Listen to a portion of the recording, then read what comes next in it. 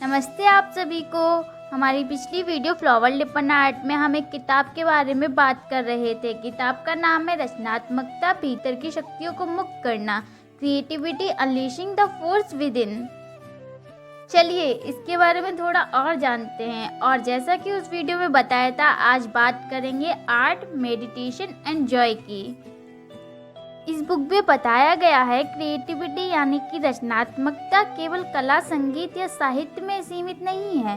यह जीवन के हर क्षेत्र में है, जैसे कि भोजन बनाना, बोलना या व्यापार करना। हर व्यक्ति के अंदर क्रिएटिविटी होती है। उन्होंने यहाँ समझाया है कि क्रिएटिविटी का वास्तविक अर्थ विशेष कला या हुनर तक सीमित नहीं है। यह एक जीवन दृष्टिकोण है, एक तरीका है जिससे हम अपने जीवन का अनुभव करते हैं और व्यक्त करते हैं। यह हमारे अंदर की सच्चाई को प्रकट करने का एक तरीका है। इसमें बताया गया है कि सच्ची कला का अर्थ केवल सुंदरता से नहीं बल्कि सत्य से है। उन्होंने कहा है कि कला का वास्तविक अर्थ है अपने भीतर की सच्चाई को प्रकट करना। जब आप सच्चे और ईमानदार होते हैं तब आपकी कला भी सच्ची और प्रभावशाली होती है। क्रिएटिविटी जीवन का उत्सव है। यह जीवन के हर पल को पूरी तरह से जीने का और उसका आनंद लेने का तरीका है। यह सहजता और स्वाभाविकता से कार्य करना है। यह जबरदस्ती या दबाव से नहीं आता बल्कि अंदर की सहजता से निकलता है। क्रिएटिविटी में प्रयोग करने की इच्छा और साहस होना चाहिए। यह किसी भी प्रकार की विफलता या असफलता से नहीं डरता है बल्कि उन्हें सीखने का अवसर मानता है। रचनात्मकता किसी भी क्षेत्र में हो सकती है, चाहे वह कला हो, विज्ञान हो, व्यवसाय हो या दैनिक जीवन के कार्य। यह हमारे दृष्टिकोण और अनुभव को गहराई से प्रभावित करती है और हमारे जीवन को समृद्ध और पूर्ण बनाती है। हमें अपने मन को खाली रखना चाहिए और स्वतंत्रता और सहजता से कार्य करना चाहिए। अब बात होती है अपने अंदर की शक्तियों को पहचानने की।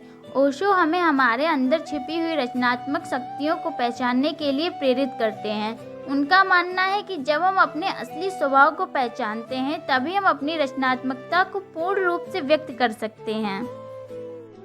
वो कहते हैं कि हमारे अंदर शक्तिशाली रचनात्मक शक्तियाँ होती हैं जिन्हें पहचानने और उन्हें मुक्त करने की आवश्यकता होती है। अपने आप को समझना और स्वीकार करना पहला कदम बताया गया है। फिर आत्म अवलोकन यानी कि सेल्फ ऑब्जर्वेशन करने को कहा है।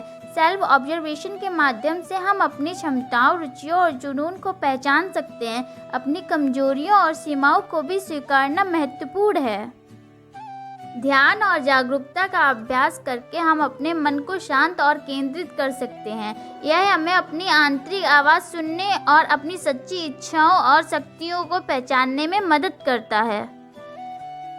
यहाँ पर वे कहते हैं कि अपनी प्राकृतिक प्रवृत्तियों और इच्छाओं का पालन करें। वे आपको अपनी सच्ची क्षमताओं की ओर ले जाते हैं।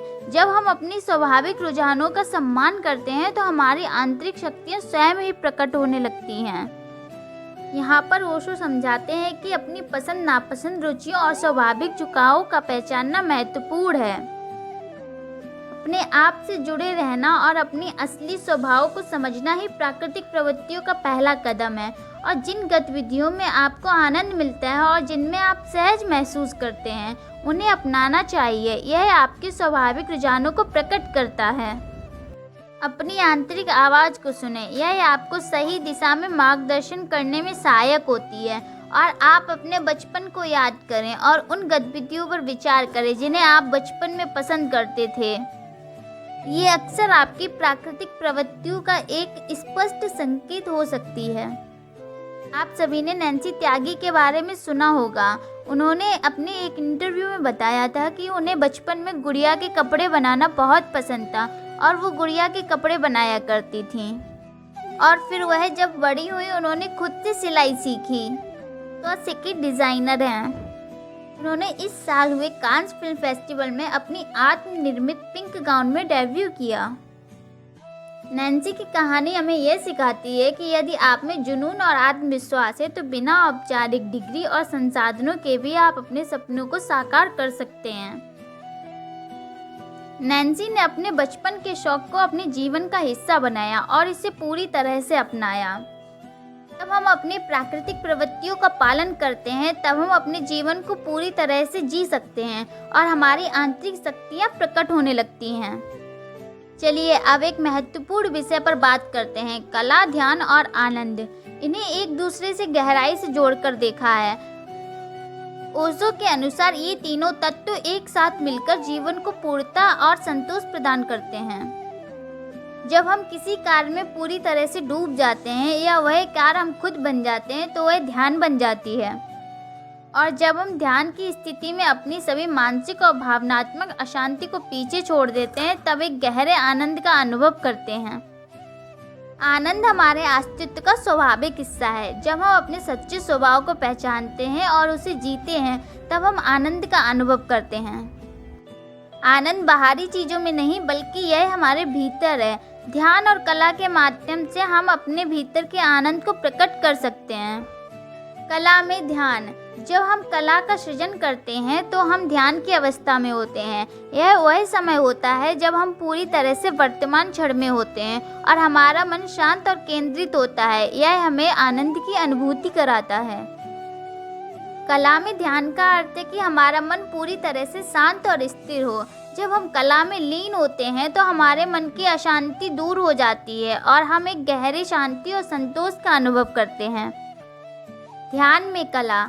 जब हम ध्यान करते हैं तो हमारा पूरा अस्तित्व सृजनात्मक हो जाता है। हमारा जीवन ही एक कला बन जाता है।